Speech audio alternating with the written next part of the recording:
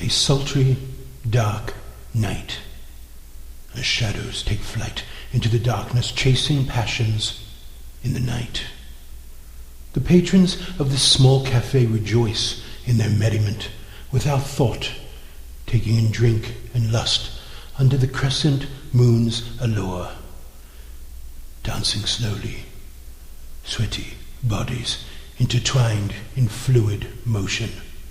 The music fills the air, and the surrounding streets are flooded with the scents of food and wormwood, married with roses and patchouli. The sweet scent drifts through the warm summer night air, whispering its soft kisses to one's skin and attracting the one who is the hunter. The rice paper balloon lamps dance in the breeze, moving to the rhythm of the jazz, echoing throughout the noisy halls and brothels. Their mixing of hues in the motion engaging one's soul to rejoice with delight. The landscape is filled with the colors of the lamps, bouncing here and there, delivering beams of colored light across the night. Upon these grounds, the hunter has much ground to hunt, with so many choices. The prey must be perfect for this night's solitary feast. The tastiest feast is normally found among the noble or morally loose, engaging in their personal celebration without cause to their senses. I cross into a doorway, and I am transfixed by a vision. She is a stealth and sleek vixen of erotic seduction and beauty, attracting the eye of every man and woman in the room.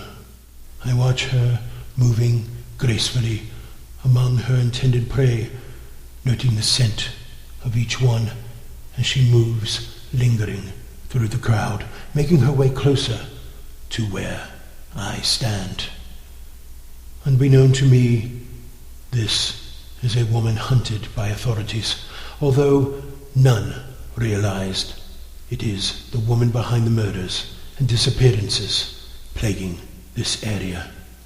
Her appetite is fierce, sometimes feeding several times a night, keeping true to her artistic nature, leaving some of her victims' bodies poised in public as if they are muses for the art of death. I had read of one incident in particular where a lady was found on a park bench, her knees crossed, sitting like she was talking with someone who was not there. The white laced gloves still folded in her small hands. The life had been drained from her hours before. Tonight was different, and she was on a mission. Her choice had to be special for the chosen.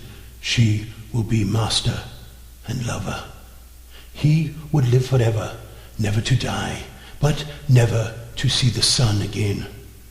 She knew once this night was over, he would walk the night, stalking and feeding. This night would become their anniversary, and he would bring her an offering to thank her for giving him the gift that she could give. Among these halls of merriment, I am enjoying a foolish pleasure not often sought out. It has been a long time since I've allowed myself to feel this way.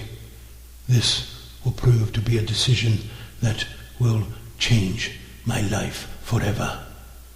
She is now in front of me, whispering that she has been searching for a man like me.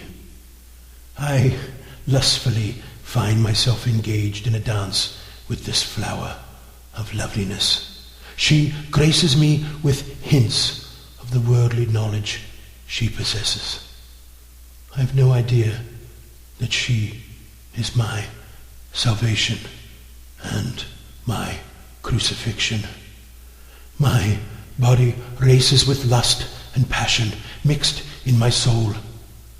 I am holding her very close, as I want her to feel the tower erected to her, built to please her in every way.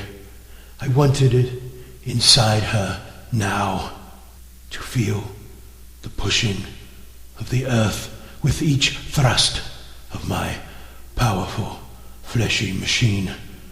I dance and I sway, following her every movement, jazz filling the air as intoxication fills my soul, blurring my mind from its rationality.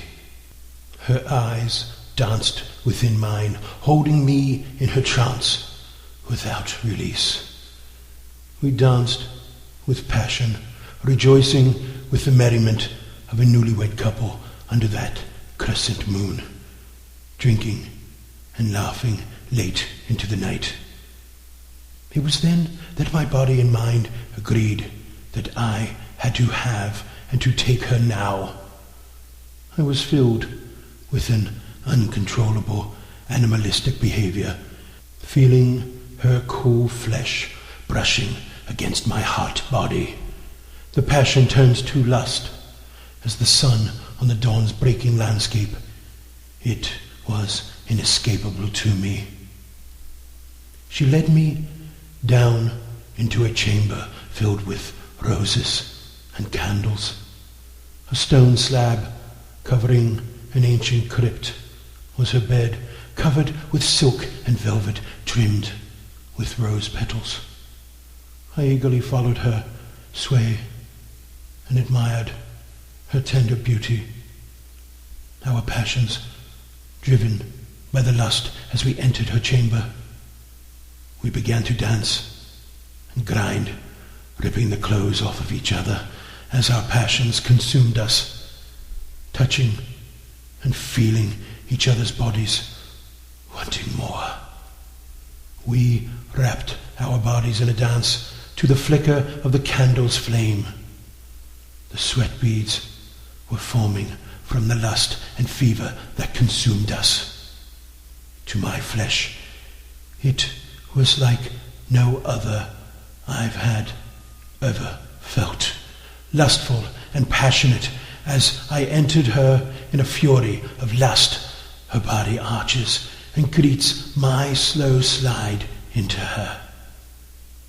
I could feel her muscles tighten and quiver as we met in lust, groin to groin. But she feels strangely cold inside. I do not care. I want more. She is willing and giving herself to my lust, her sweet kisses caressing my flaming flesh. I am tortured by the feeling so close to explosion, in a manner that I crave her to do what she will. I beg her to have her way with me. It is then I feel a sharp pain pierce into my flesh, my world turning into a mixture of pleasure and pain, followed by darkness and an explosion from deep within my loins. I have caved in to her will now. She puts her arm over my mouth, and something warm flows into my mouth. The taste is foreign to me, yet I drink as she bids me. She tells me to sleep, so I do. I awaken to the darkness and realize that I am no longer human. I am a creature of the night. I walk in darkness, and now feel a fear of the light. My senses are amplified, and my brain seems acutely aware of things I could not hear or sense before. The statues cry stone tears. Their cold eyes seem to follow my every movement with a stare, yet full of of emotion. I had been consumed by my human lust that I did not see the creature before me as she laid me to rest here with her, forever living in the shadows of the night. Shadows fall across the tomb, cold and lonely without sound. I was thrown into this crypt as an actor without his role, laying here cold and numb as the world turns outside. My mind races with thoughts of the past. I cannot be dead, yet I can't feel anything now except the thirst in my mouth as the world fades in and out, changing shadow to light and light to darkness. I am a new creature, something made from passion and lust. My soul is a void, and darkness fills my heart.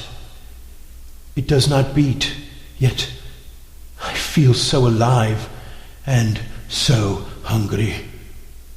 I need to eat and drink, but my craving is a different type now. I crave the blood of an unsuspecting soul. The thought tightens my veins and fills me with uncontrollable lust.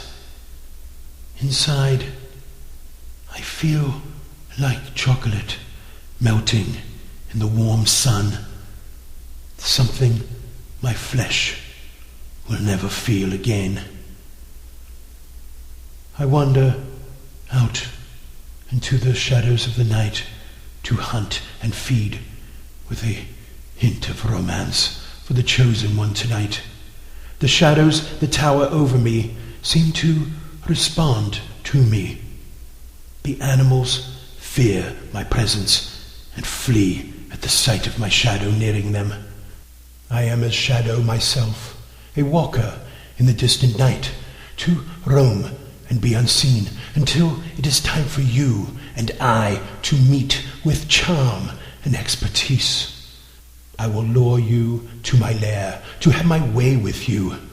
Perhaps I will give a choice of a new life to live, or does death knock on your soul's door?